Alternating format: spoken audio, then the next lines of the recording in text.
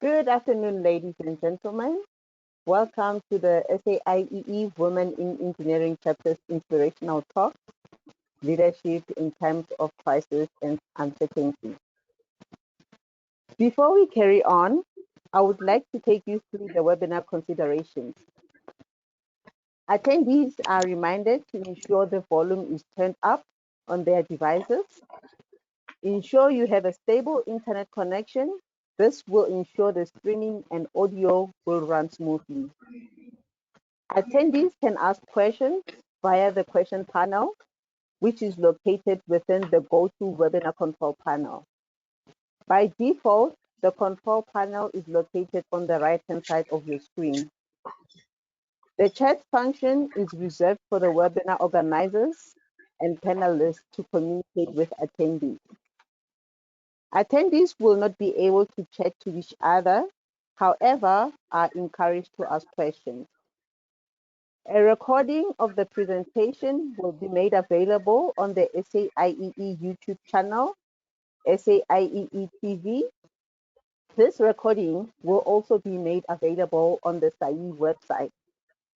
Past presentations can be viewed on our website under the Events drop-down menu in the section Past Events and Webinars. This page is updated regularly, so ensure you check back as often as possible for new uploads and to subscribe to our YouTube channel for more uploads. Ladies and gentlemen, you are welcome. I will now introduce to you the SAIEE Women in Engineering Chapter Chairperson and our moderator for this event this evening, Ms. Makgola Makololo. Thank you so much. Yes, thank you. Oh, sorry, carry on. Ms. Makololo graduated with a Bachelor of Science in Electrical Engineering from University of KwaZulu-Natal. She worked as an electrical system engineer in various management roles for South African Power Utility Eskom, and also worked as a senior reliability engineer for a gas giant, SASO. She obtained her MBA from Gibbs, University of Pretoria.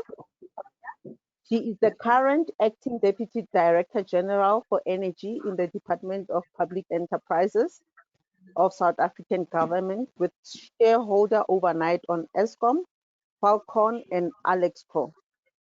In the last 10 years, she has gained extensive experience in the energy sector, including utility operations, policy formulation, and regulation. Ms. Makololo has exceptional leadership capability and capacity, and has served in various capacities in society.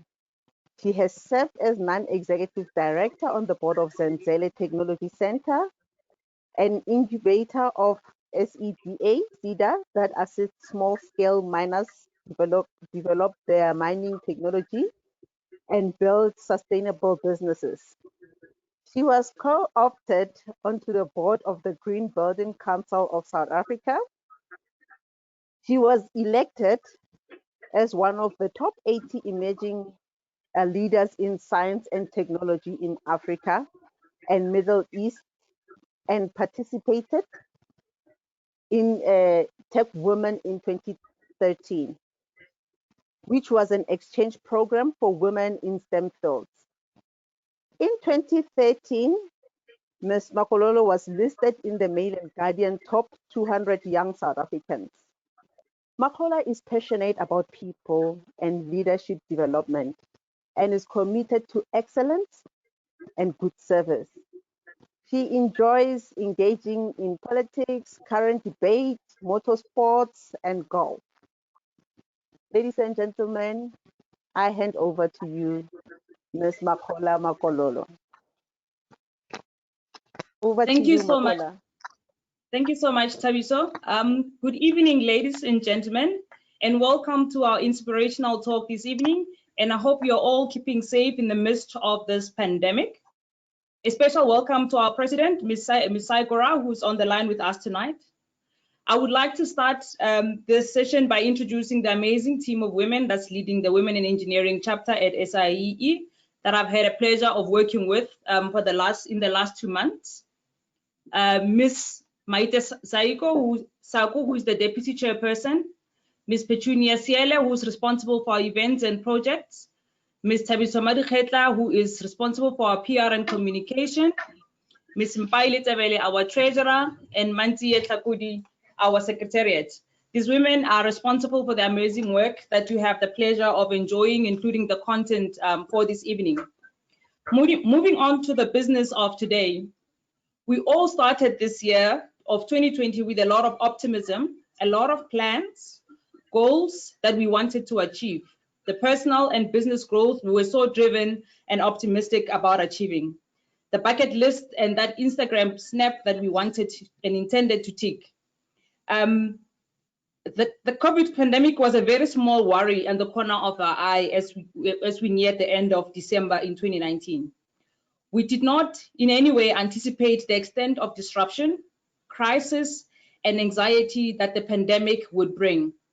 Just a few months ago, I sat in class in Oxford in October with a group of young African leaders where we were asked to imagine what Africa could look like in the next 10 years and to paint a number of scenarios of what could emerge. None of us could have anticipated what played out in the last 6 months. The COVID-19 pandemic has fundamentally disrupted life as we know. Everything we know and our lives socially, economically has changed fundamentally. We now individually have anxieties about the sustainability of our jobs, our livelihood, our health, and the health of our loved ones and our colleagues. In this event, we want to pause and reflect on how we as leaders must show up in the times of great uncertainty and crisis. How do we gear our minds in the midst of fears and anxiety to still thrive in the same environment? What competencies do we as leaders require to steer in this period to still be able to carry ourselves and those who rely on us for direction? How do we make sure that we have the right mindset to still clear and achieve our goals and objectives despite the prevailing condition? We are joined this evening by Dr. Nthabiseng Mabena to unpack this important conversation for us. Dr. Nthabiseng Mabena holds a doctorate in psychology from the University of Johannesburg. She's based in Midrand as a clinical psychologist specializing in individual, couple, and group therapy. She works with various psychological challenges, including clinical disorders, psychosocial difficulties. She has more than 14 years of work experience, including in diverse work settings, including NPOs, corporate, public entities, education, and medical environment. She additionally conducts trauma debriefing for government and private organizations, and she's also involved in the presentation and coaching of the issues of self-perception. Ladies and gentlemen, please welcome Dr. Mabena. She will run through her presentation. Throughout the presentation, please do feel free to post your questions in the question pop-up box that is on your screens. Up to you, Dr. Mabena. Thank you. Thank you. Thank you for allowing me to share this space with you, the space that allows us to collectively acknowledge this anomaly of our time, the anomaly that has evoked a myriad of emotions, mixed emotions, fear, denial, confusion, frustration, shock, and the list goes on and on. And what we call this kind of a crisis that we find ourselves in is we call it collective trauma. Collective trauma is the trauma that we all feel all at the same time. We were actually reflecting at some point and saying with my colleagues and saying this is the time, the one time where psychologists feel what the patients are feeling. We all are going through the same thing. The employer feels it, the employee feels it. We all are affected, and some of us are even infected. We affected directly, we affected indirectly, Sometimes you may not necessarily be affected or in shock or going through the emotions, but just seeing how other people are being affected renders you traumatized, and then you develop what we call secondary trauma. So all of us, in one way or another, we are collectively traumatized. So we are, as nations, experiencing what we call collective trauma. Now, trauma occurs when we are experiencing some form of a threat. And this time, this threat evokes what we call existential dread.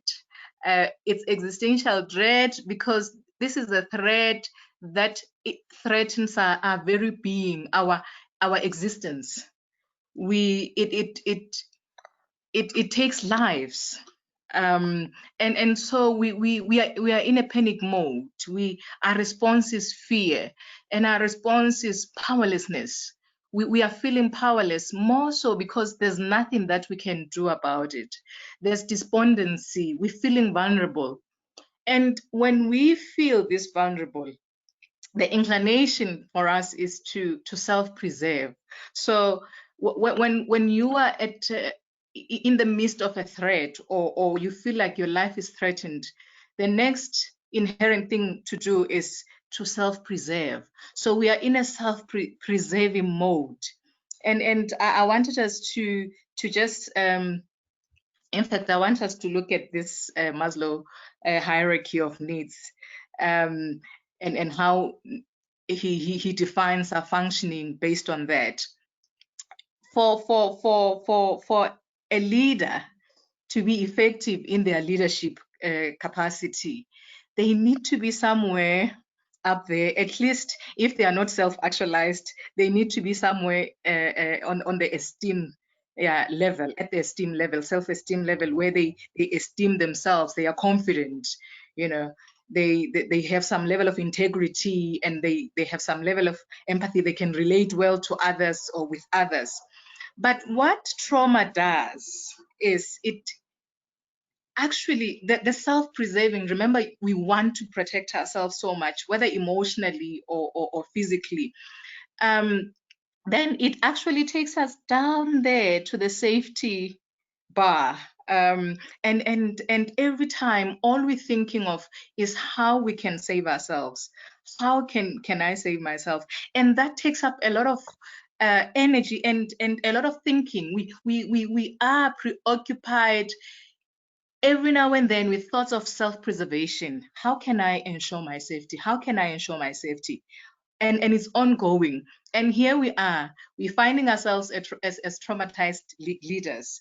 And when we are that self-preserving, the capacity for spontaneity and creativity and all those things that a leader is supposed to have tend to be affected.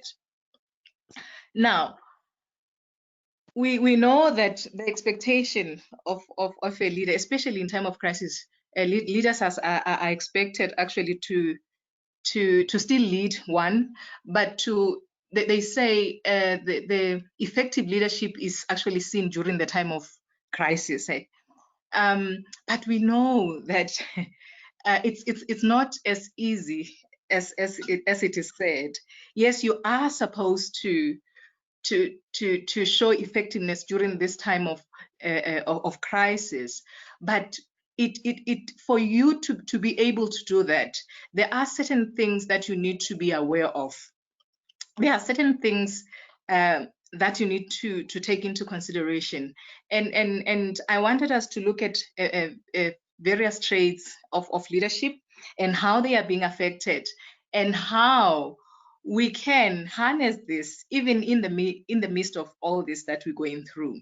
Now, I wanted us to first look at ourselves as a leader, yourself as a leader first. Obviously, leadership has to start with yourself, and so self-awareness is key.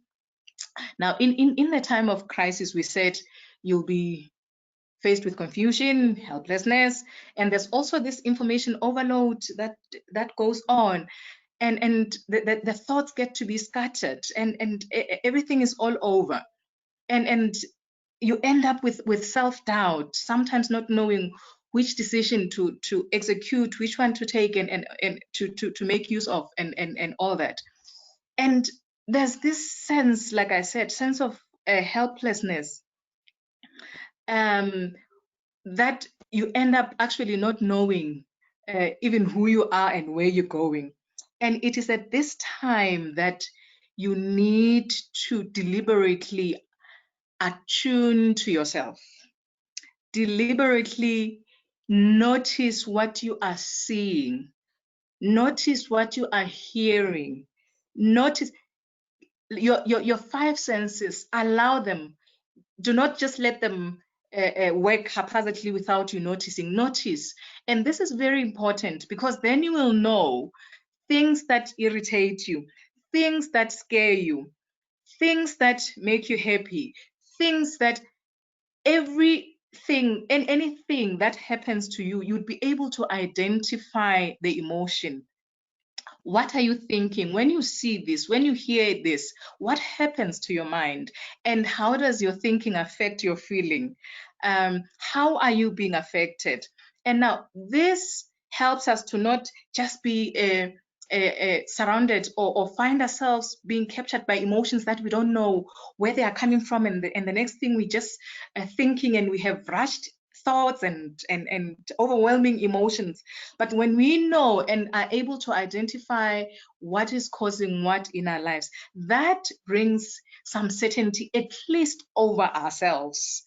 And it reduces that powerlessness, especially when we don't know so much and when we are filled with the environment of not knowing, where we're not sure what's going on.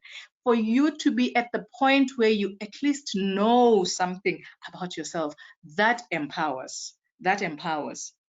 Now, moving from self-focus and now going to how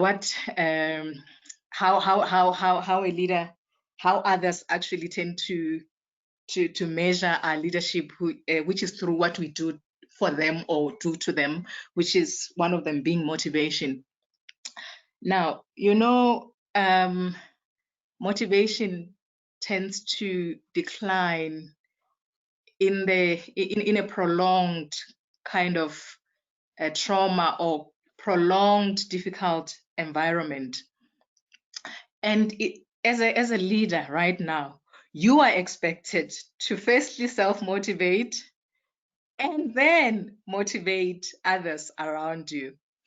And the prolonging, if you talk about the duration of this pandemic, it's not just the time that it has taken, but it's also the projections. When we think of how long is it still going to be, and the medical experts tell us, oh no, it usually takes 18 months for the vaccine to be available.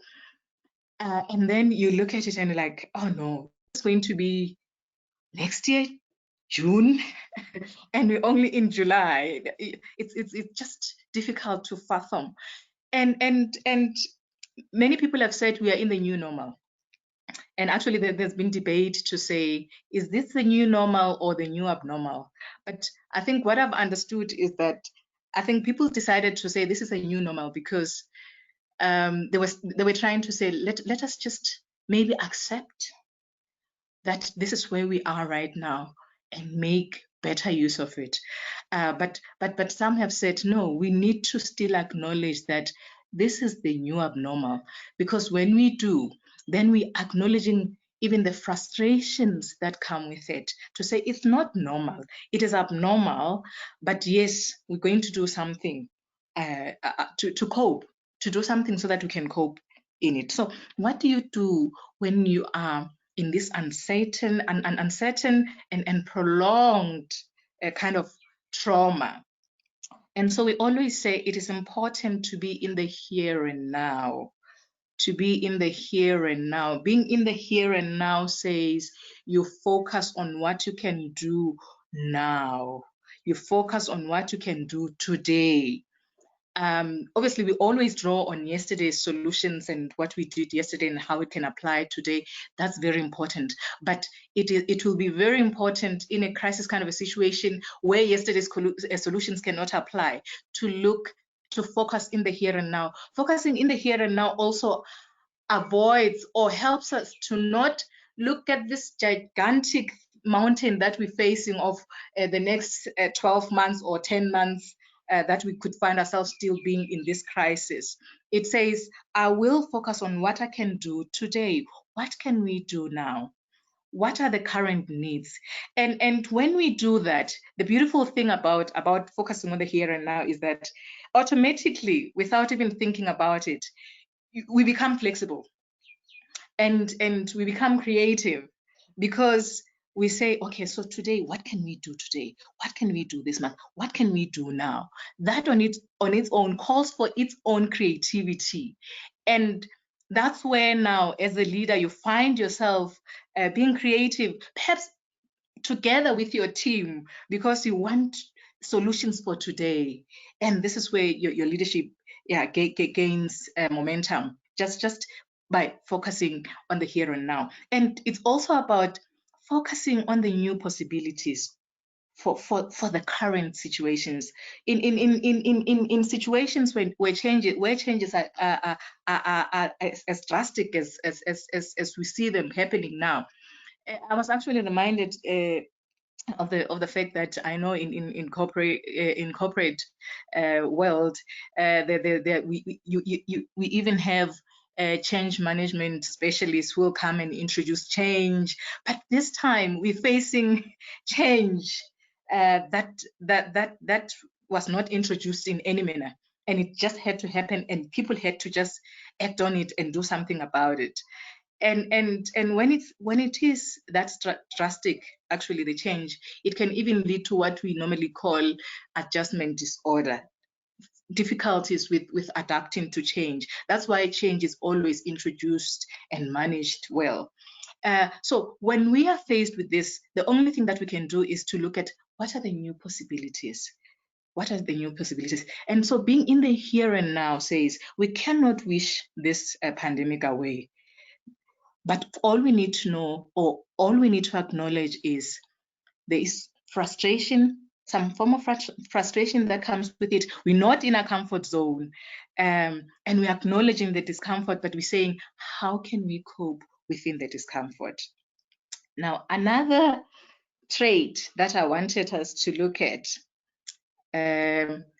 is empathy. When we talk about empathy, we're talking about our ability to understand another person, whether cognitively or emotionally. So yes, we have cognitive empathy, we have emotional empathy, and empathy, when you cognitively empathize with someone, you simply understanding their perspective, and you simply validating their thinking. You're simply saying, I acknowledge, I appreciate, and I value your point of view, and I value your thinking capacity, your thinking capability. And on the other hand, obviously, emotional empathy involves that deliberate effort to understand where another person is emotionally, and also ability to somehow hold them or contain them emotionally. And I know this is usually difficult, especially when we are self-preserving. In a trauma kind of a situation, we are more inclined to be self-saving and to be self-focused, self-involved, because all we're worried about is us and maybe to a certain extent our loved ones, people who are close to us. And what we need to acknowledge firstly is that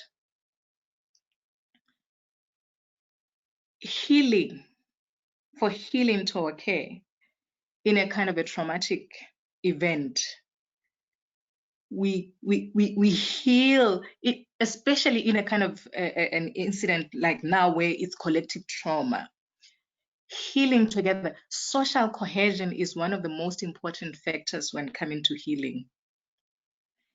And research has shown that when we make a difference, when we extend a hand to the next person, we actually indirectly, without even realizing, heal ourselves. So our mood just automatically lifts when we extend compassion. So this is where we now need to deliberately to not act like before, where you used to talk to your to a person reporting to you, or when you give them a call, you just call them and you give them instruction to say, yeah, no, so this is what needs to happen. But you deliberately start a call by finding out how they are doing, to say, how are you? But yeah, seriously, how are you? How are we? So we need to be able to make time to have some form of conversation around this. And we know that the more we talk, narrating our trauma, just that in itself heals. And we know that, as it is always say, we never forget how other people make us feel. We never forget how other people make us feel. And when we are able to hold other people, to contain them, that containment in itself harnesses some form of calmness in another person, calmness, and in that calmness, there's going to be that productivity that we're looking for. All right. Another trait that I wanted us to look at is communication. Communication. Now we know we are normally expected to be good with our communication, to be clear with our instructions, or expectations rather. There's clarity that's needed, and during a time of crisis, clarity can be somewhat difficult. And what makes it difficult is that you find that even you, as the person, as a leader who is tabling out what needs to be done, you find that even you are not very sure. You're not very clear of what needs to be done. And for some people, this may just feel very disabling. And so the inclination for most people is to then communicate with irritability. So we end up having irritable communication. And the problem with irritable communication is that when I communicate with irritation to another person, unfortunately, I still expect them to understand that confusion. That confusion that I do not understand. I want them to have some level of understanding of it. I'm irritable, I'm not clear, but I want the person whom I'm talking to understand what I am also failing to understand. And most of the time, that what sometimes makes us communicate with irritability is because we often do not want to be transparent. We don't want to be transparent on what is happening to us, on our not knowing, because we tend to define the uncertain intellectual capacity by the uncertainty that's happening around us. And so we're scared to say, I do not know. And we don't realize that ability to know when you do not know in itself is actually part of effective leadership. To acknowledge and say, I'm not very sure, but this is what I'm thinking. That on its own is effective leadership. And we can only be as transparent as that when we are self-attuned, when we are able to understand that these are my capabilities, these are my strengths, this is my self-efficacy, this is what I can do. So what's happening here has got nothing to do with who I am or what I can do. I'm in a crisis. I'm in an uncertainty, and so I will be uncertain as well about certain things. To acknowledge that, to accept it, it allows us to have that transparency. Now, and when we are transparent enough, then we are able to communicate with that clarity, and we allow everyone, the people that we're leading, ourselves, to adapt to these new challenges together. Now, with that clarity, there's guidance. And when people are clear, for instance, when you are communicating to someone and saying, look, I'm not very sure, but this is what I'm thinking, you already are leaving space for that person to also be creative, to think of something.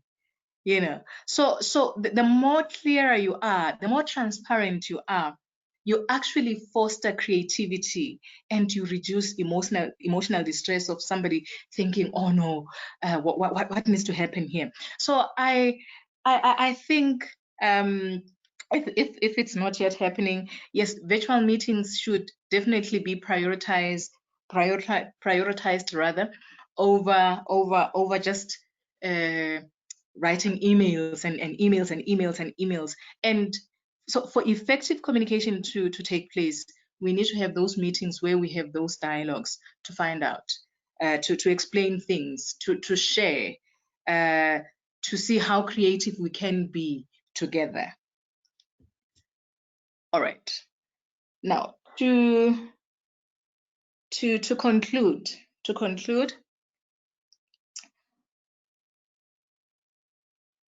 just going back,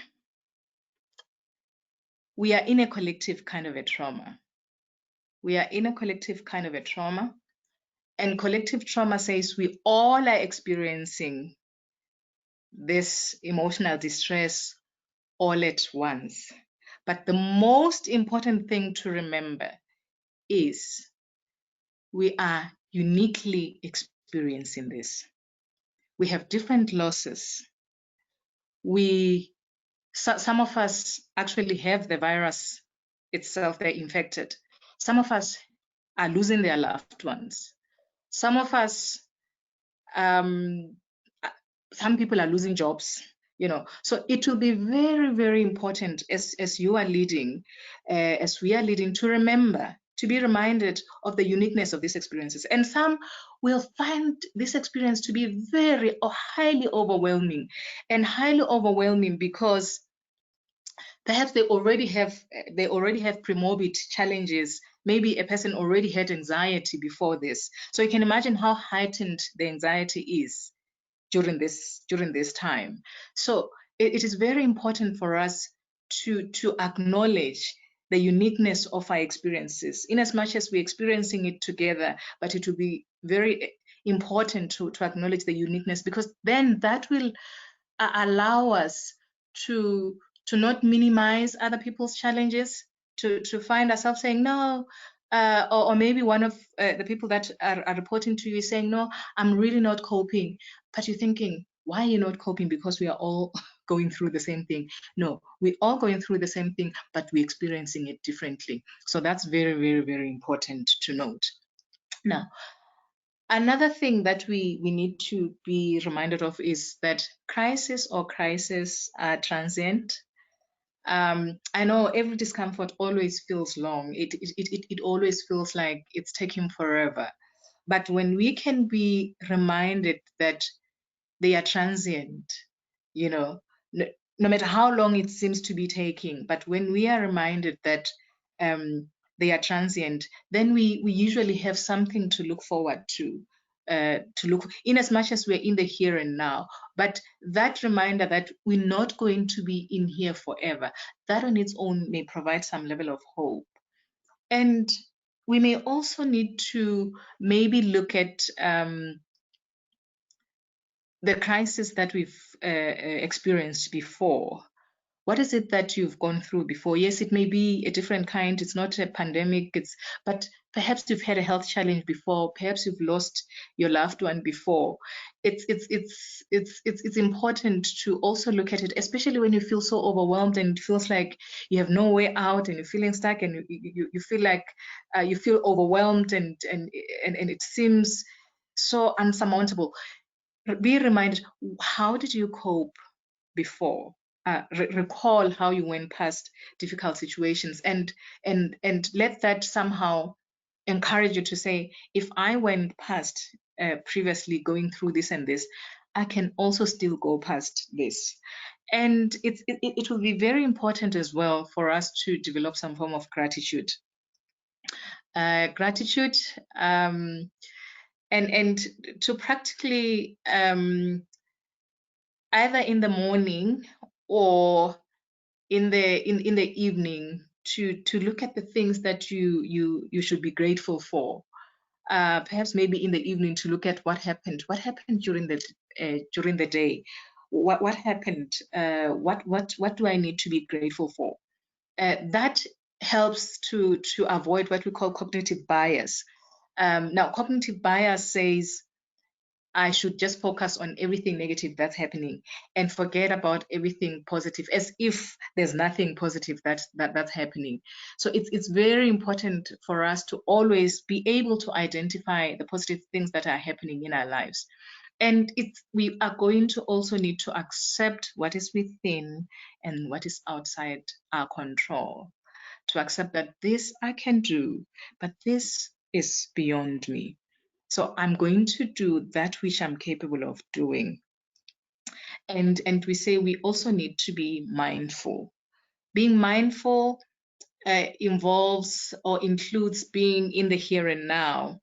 And being mindful involves doing those little things and being cognizant of them. Being mindful helps us to distract ourselves from thoughts that are constantly and persistently looking at the negatives, or looking at these things that are scaring us and causing all this fear upon us. So being mindful distracts us from many thoughts. For instance, be mindful, if I can make a simple example, be mindful means making yourself a cup of tea and being very aware that you're having a cup of tea, being there, being in the moment and enjoying that cup of tea, without thinking of many things, but just thinking of that cup of tea that you're having. That's mindfulness. So be mindful. And like I said, when I said crises are transient, to be hopeful, that's another crucial part of our coping during during a crisis. Now, most of the time, the difference between us when we are depressed and anxious and when we're not, for most part, it's hope. The difference is hope. We can be in the same situation, but when we are hopeful, for most part, that is going to get better. Hope keeps us going. So hope to emotions is as important to emotions, just like breath is to body.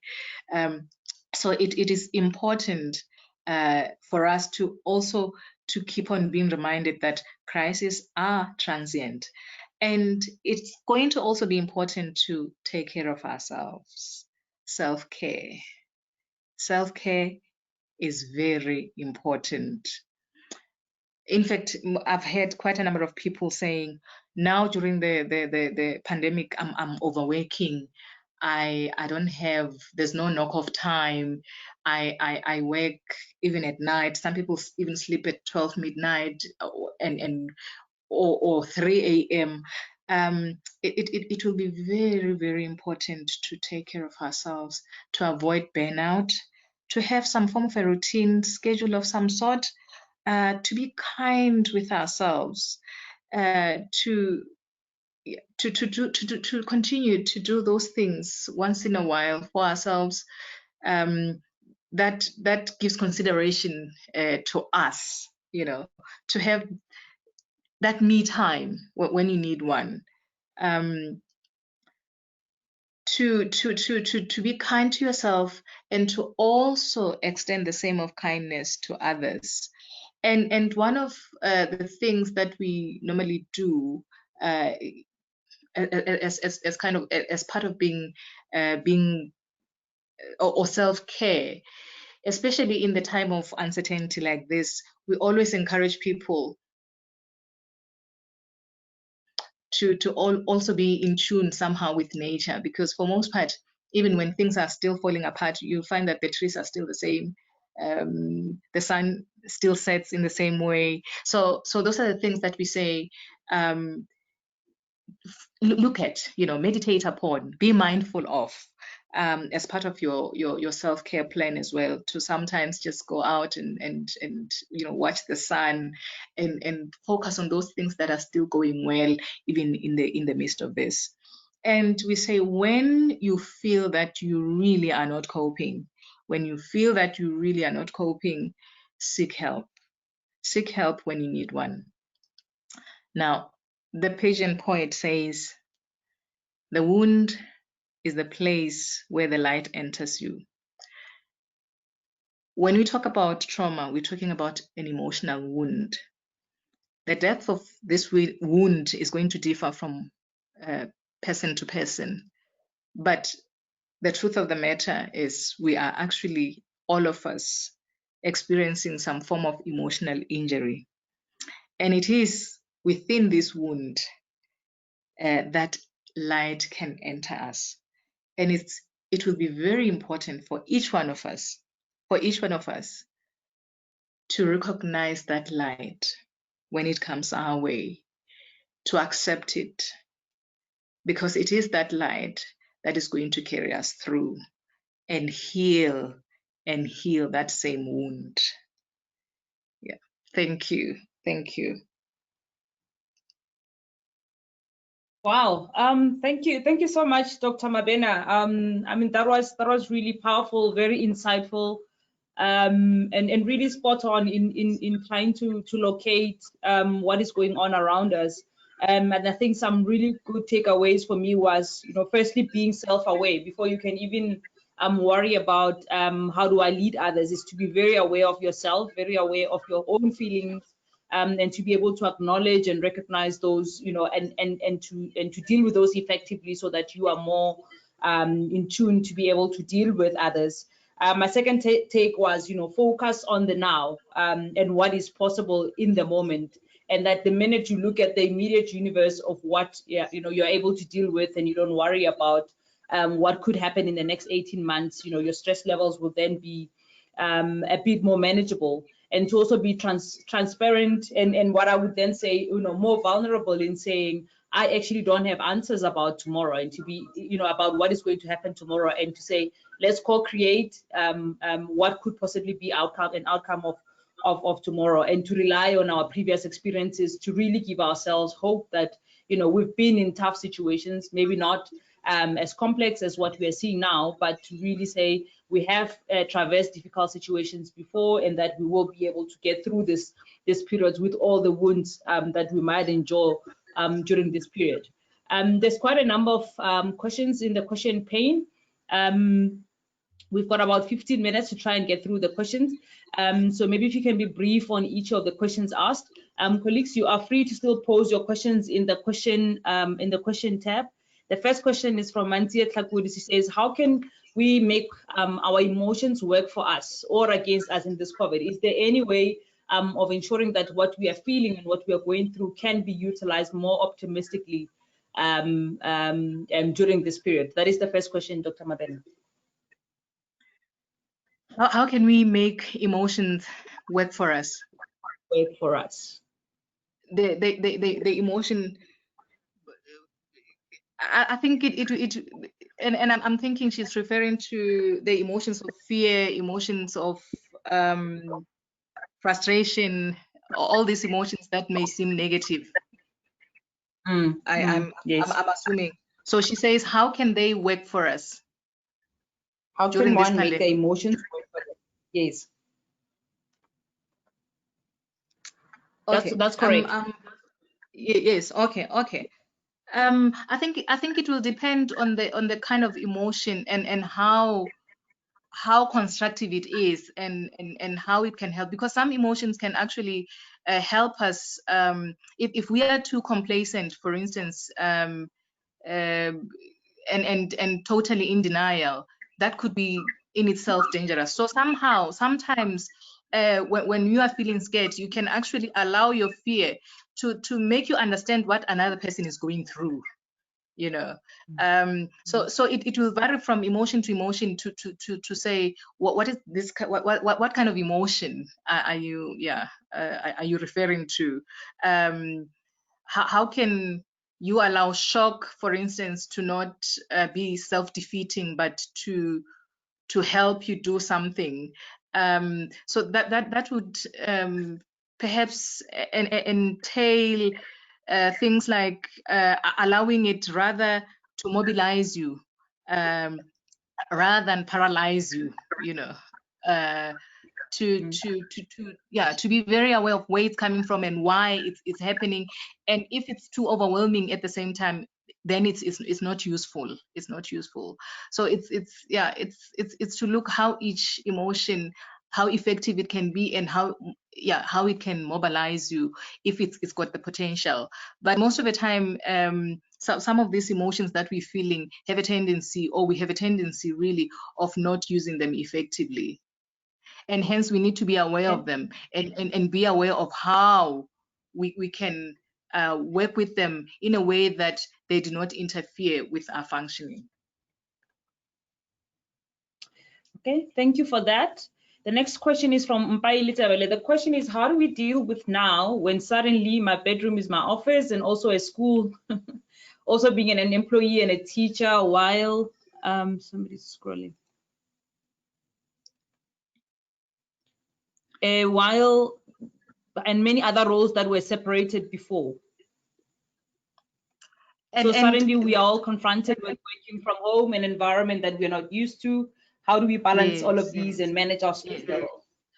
I think firstly, it takes that acknowledgement that we are now in a different setting, to acknowledge that we are in a discomfort, to acknowledge the discomfort, to acknowledge the change, this abrupt change that has just taken place, that I am now in an abrupt change. And so how do I make use of this? Now, where you find your it's cool, it's routine is going to be very important, to say, what do I do first? What do I start with? Now I'm a teacher. Now I'm how do I separate that those roles? What time do I give each one of them? And yes, it is going to be overwhelming at some point. And yes, I can imagine where you have to now be a teacher and somebody who works. It is going to be difficult, but I think the most important thing is let's acknowledge the discomfort, that yes, it is going to create some level of discomfort. Is there anybody else at home who can assist? We need to make use of all the resources that we can use. I know we self-isolating, so we don't even have many people around us. So breaking roles into bits and pieces is going to be very important, to say, this is what I can do now, this is what I can do then, so that it doesn't seem all unsurmountable. It will be very important to break up those roles and to have some form of routine. Okay, the next comment is from Nomso Kana. It says, so spot on, Dr. Nthabiseng. As leaders, we're expected to be spot on, to be on point when it comes to crisis management. Our teams look up to us and with effective answers. Thank you for sharing the wisdom on the self-care. Since we can't travel, how do we relax and tap out of our environment, seeing that we also can't leave home? All right, like I was saying, nature. At least we still allowed to take a walk, and we still allowed to go to the parks. And sometimes if you have a view of some sort through your window, just sit and watch the sunset. Just sit and watch the sunrise. Just go next to a tree somehow and look at this tree and be reminded that, oh no, it's been here for so many years and it's still standing strong. Look at its leaves.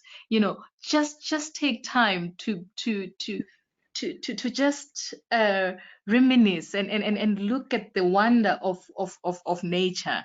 There's so much that we can look at.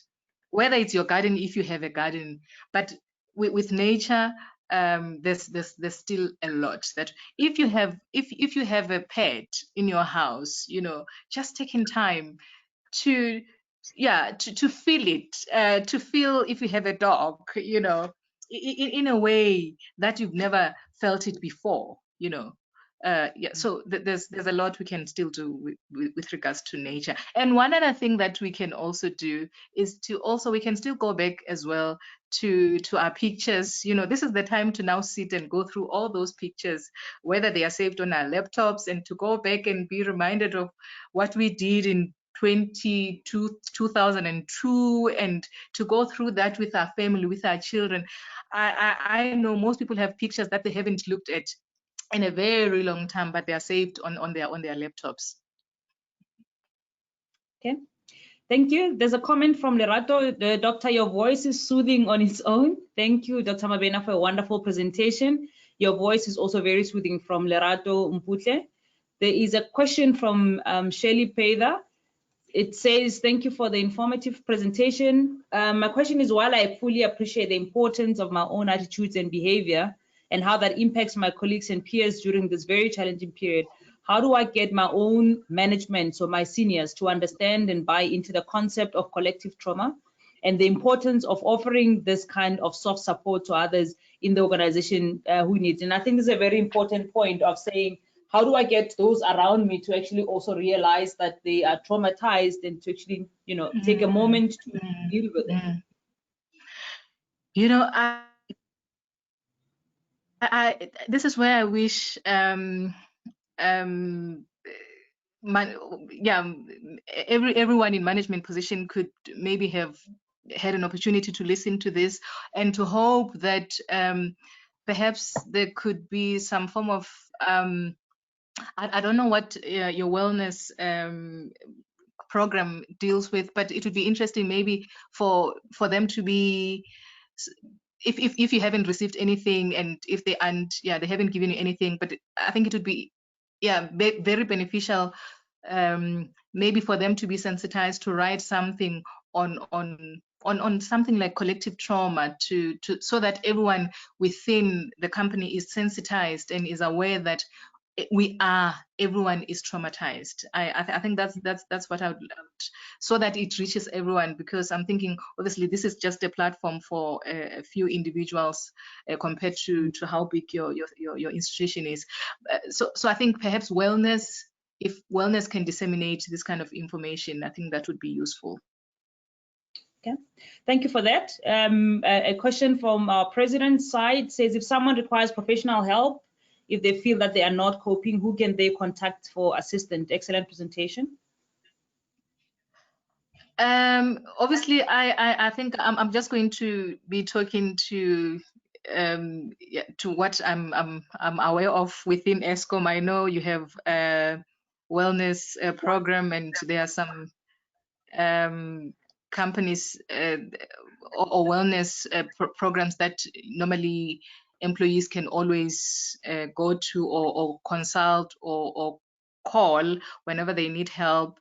I'm not sure of the current service provider for Eskom, but I know in the past you used to have ICAS. So those are the people that people could approach, or then just look for psychologists in my area. If you are in Midrand, psychologist in Midrand, and because of the COVID-19, the interesting thing is we now really, for most part, we now also do virtual consultations as well. Okay, a few more questions. As a manager who has to satisfy many stakeholders, how does one block the noise such that you are in the right frame of mind to be empathetic? This is from Vuyo Tlali. And I see a lot of managers also in our environment where we struggle with being able to manage people working from home. Are people doing their work? Somebody says I've been exposed when they have not been exposed. How do we ensure that you're able to block all this noise and really be empathetic to those who are around us, and to be able to deal with it? That's an interesting one. I assume that then the manager concerned would have known that the person is actually not exposed. I think where necessary, obviously, necessary measures still need to be taken on people who are not being completely honest, and I think there are measures in place when you know that some people are not being honest or not doing what they are supposed to be doing. But how do you, in terms of what you're supposed to do and what you're not supposed to do, really, again, it goes back to that whole idea of doing what you can. When you have so many things that you're supposed to be doing, you literally try to focus on what you can do, and to reach some level of contentment that says, this is what I can do. I can only do so much. I can only do so much. Because then you ask yourself, okay, then if I open my ears to all these noises, then what am I going to do with them? You know, so you need to literally choose certain things to I know sometimes they may feel they may all feel important or urgent, but at some point you can only do so much and take so much. So it's about allowing yourself to take what you can be able to take and leave what you cannot be able to. Okay, we are running out of time, so I'm going to read the last comment from Nthabiseng Mabena. It says, great session, not a question, but more of a comment. The best we can do as leaders is also allow ourselves to go through all the emotions, allow our teams to know that we are also human and feeling the effects. Just being authentic about our feelings sometimes also allows our colleagues to step up and support where we are unable. So there was a few more comments, but generally really a great appreciation for your insights, Dr. Mabena. So thank you for that. I don't know if you've got any last comments that you would like to make from your side. I think I think just listening to the questions, all I can say is your leadership capabilities will always show from your authenticity. When you are attuned to yourself and you know what you can do, and you are content with what you can do, and you focus on what you can do. So just keep on focusing on what you can do and focus on your capabilities. What are you able to do, and can you be able to do it now? Then do what you can do. Yes. Okay. Thank you so much, Dr. Mabena. And I think from my side, I will end by saying, you know, leadership is being able to look forward where you can see very limited of what will happen in future, but being able to provide hope to those around you. And I think you've really given us enough for us to think about, you know, how we gear our minds to be able to ride through this period and to ensure that we manage our anxieties and that we are able to be authentic and be vulnerable where we don't have sufficient answers, and to be able to co-create a different futures with ourselves and with our teams. And I'd really like to thank you for that. Nthabiso, I'd like to hand over back to yourself for the closing. Thank you, Makola, and ladies and gentlemen. As I had mentioned, that this recording of the presentation will be made available on the SAIEE YouTube channel, SAIEE TV, and also on the SAIEE website. So you must check under past presentations for those who have missed the first part, and also those who still want to view it. Just check under the past events and webinars, and then this page is updated regularly. So just keep on revisiting the SAIEE website. Thank you very much for being with us. And actually, this was our first event, our Women in Engineering first event. Our next event will be on the 5th of August. So I encourage you to give us more support by registering. keep on the lookout for the adverts on the social media platforms. Thank you very much, ladies and gentlemen. Keep safe, keep warm, and do take care of yourselves physically and mentally. Thank you. Thank you, Nthabiso.